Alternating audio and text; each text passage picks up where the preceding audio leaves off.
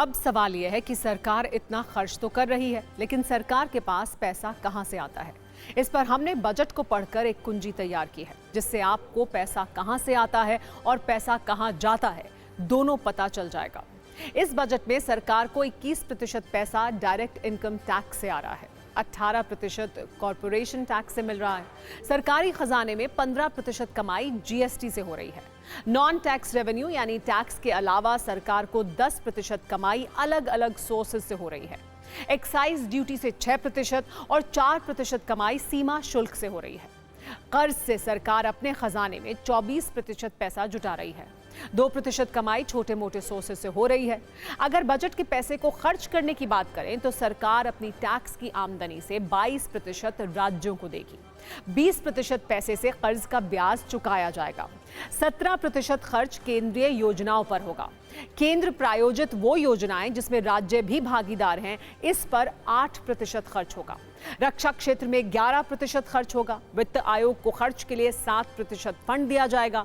Subsidy पर 6%, pension पर 2% और दूसरे खर्चों के लिए 7% पैसा दिया जाएगा।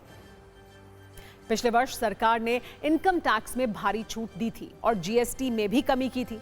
बावजूद इसके सरकार का बजट करीब 7% बढ़ा है, जिसकी वजह से सरकार ने अलग अलग सेक्टर्स की फंडिंग को बढ़ाया है। वित्त मंत्री निर्मला सीतारमण ने वित्त वर्ष 2026-27 के लिए कैपेक्स यानी इंफ्रास्ट्रक्चर पर होने वाले खर्च को बढ़ाकर 12.2 लाख करोड़ रुपए कर दिया है। सरकार ने देश में 7 नए हाई स्पीड रेलवे कॉरिडोर बनाने का ऐलान किया है। ये कॉरिडोर देश के बड़े आर्थिक और आईटी हब को जोड़ेंगे। रेलवे के लिए 2.78 लाख करोड़ रुपए का ऐलान हुआ है। ये अब तक का सबसे ज्यादा है। इसमें नए रेलवे ट्रैक बिछाने, वंदे भारत जैसी ट्रेन चलाने और यात्री सुविधा को बढ़ाने पर फोकस है। परिवहन और सड़क निर्माण के लिए 3.09 लाख करोड़ रुपए दिए गए हैं। ये पिछले वर्ष के मुकाबले 8% ज्यादा है। पिछले वर्ष इसके लिए 2.87 लाख करोड़ रुपए दिए गए थे। यानी देश में बनने वाले हाईवेज की संख्या अब और बढ़ने वाली है। इस बजट में सरकार डिजिटल इंफ्रास्ट्रक्चर पर भी फोकस बढ़ा रही है। इसके लिए एआई डेटा सेंटर 2047 तक टैक्स फ्री होंगे। इससे बड़े पैमाने पर विदेशी निवेश के भारत आने की संभावना है। इस बजट में हाई स्पीड रेल कॉरिडोर यानी बुलेट ट्रेन पर खास फोकस है। फिलहाल देश में एकमात्र रूट मुंबई से अहमदाबाद के बीच बुलेट ट्रेन का निर्माण चल रहा है, जबकि इस बजट में 7 नए रूट पर हाई स्पीड रेल कॉरिडोर बनाने का ऐलान किया गया है, जिसमें पहले नंबर पर मुंबई पुणे का नाम है। इन दोनों शहरों के बीच 155 किलोमीटर की दूरी है। मुंबई आर्थिक राजधानी कहलाती है, जबकि पुणे आईटी हब है। ऐसा ही एक कॉरिडोर पुणे से हैदराबाद के बीच भी बनाया जाएगा। इन दोनों आईटी हब के बीच 556 किलोमीटर की दूरी है। तीसरा कॉरिडोर हैदराबाद से बेंगलुरु के बीच बनाया जाएगा। चौथा कॉरिडोर हैदराबाद से चेन्नई के बीच होगा। 5वें कॉरिडोर के लिए चेन्नई से बेंगलुरु को चुना गया है। कुल मिलाकर ये 5 कॉरिडोर दक्षिण और पश्चिम भारत को ध्यान में रखते हुए बनाए जा रहे हैं।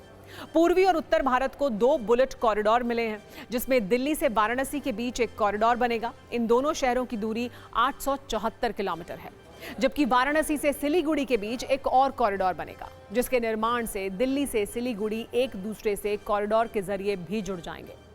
बुलेट ट्रेन कॉरिडोर के ऐलान में एक खास पैटर्न का ध्यान रखा गया है। इसमें आर्थिक सेंटर्स और आईटी हब को जोड़ने पर फोकस किया गया है। जैसे सरकार मुंबई चेन्नई आर्थिक एक्टिविटी के सेंटर्स हैं, जबकि हैदराबाद पुणे और बेंगलुरु आईटी हब हैं। इन्हें एक दूसरे से हाई स्पीड ट्रेन के जरिए कनेक्ट करने की कोशिश है, जबकि दिल्ली से वाराणसी और वाराणसी से सिलीगुड़ी को नॉर्थ और ईस्ट वाले फॉर्मूले से कनेक्ट किया जाने का प्लान है। वैसे सिलीगुड़ी नॉर्थ ईस्ट इंडिया का लॉजिस्टिकल हब भी है, तो सरकार बुलेट ट्रेन के रूट डिजाइन करते वक्त इस बात का ध्यान रख रही है कि ये सिर्फ पारंपरिक यात्रा का रूट ना बने, बल्कि इकोनॉमिक सेंटर्स को कनेक्ट भी करे।